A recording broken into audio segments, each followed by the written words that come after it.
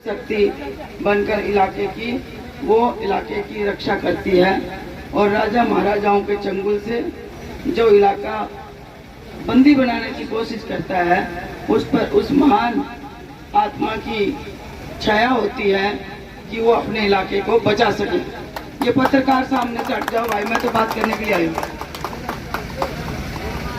तो आपसे मैं इसलिए अनुरोध करना चाहती हूँ कि आज जो हमारे सरपंच हैं इलाके के, मैंने ये बात इसलिए कही भाई साहब, ध्यान से सुनना, आप खुद भक्ति भाव वाले हैं।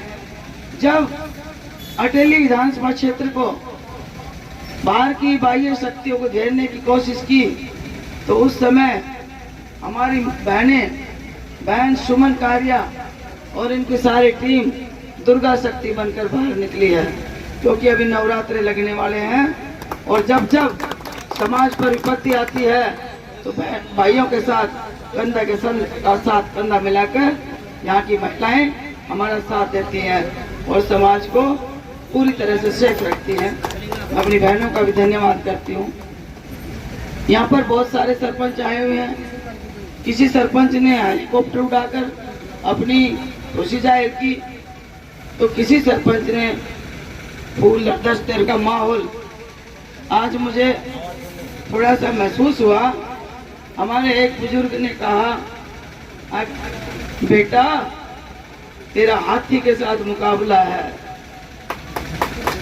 ध्यान से सुनना, ताली मत बजाओ, ध्यान से सुनो पहले। बेटा, एक बुजुर्ग ने कहा, बेटा तेरा एक हाथी से मुकाबला है और तू चींटी के समान है, पर कभी कभी चींटी भी हाथी के सूंड के लड़ जाती है। आज ये बात मैं सुबह सुबह जब चाय भी नहीं पी थी तब मेरे एक बुजुर्ग ने कहा, बेटा हिम्मत रख, बेशक हाथी के सामने तू चींटी है, लेकिन जब कोई चींटी को पैर से कुचलता है तो उस टाइम भी आप लोग चींटी के लिए दाना लेके जाते हैं और उनके बिलों पे डाल के आते हैं।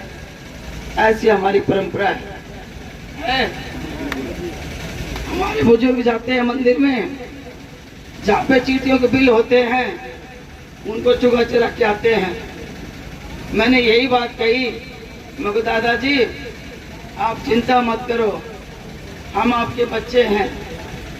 ठीक है, राजा के मुकाबले में हम चींटी हैं, लेकिन चींटी को चुगाने के लिए सुबह सुबह मेरे भाई, सुबह सुबह मेरी माताएं, सुबह सुबह मेरी बहनें उनको चुगाने के लिए गाड़ियाँ जो हैं वो ठीक है, नहीं और लग जाएंगी।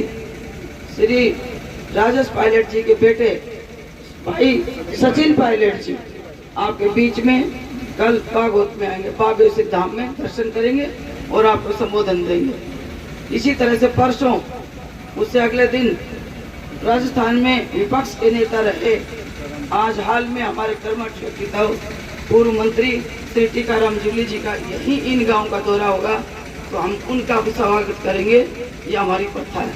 इन्हीं शब्दों के साथ मैं आपसे निवेदन करूंगी कि आप 5 तारीख को एक एक बटन मशीन का दबा करके अनीता यादव के पक्ष में हाथ के निशान पर मतदान करें और अपनी प्रत्याशी अनीता यादव को विजयी बने।